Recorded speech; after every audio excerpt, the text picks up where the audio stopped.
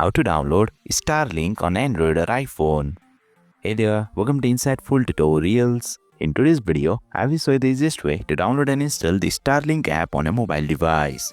Without further ado, let's get started. Open Play Store on your Android device or App Store on your iOS device. Tap on the source icon at the bottom, then tap on the search bar. Type Starlink and search for it. Tap on the install button. The Starlink app will start downloading and installing on your device. Please note that the installation time may vary depending on your internet speed, so please be patient.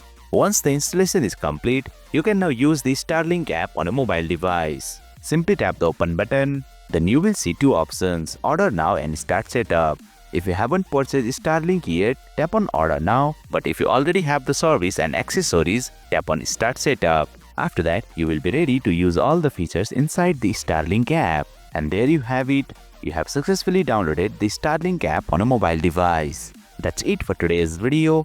If you found this video insightful, please don't forget to hit the like button and make sure to subscribe to our channel for more insightful tutorials.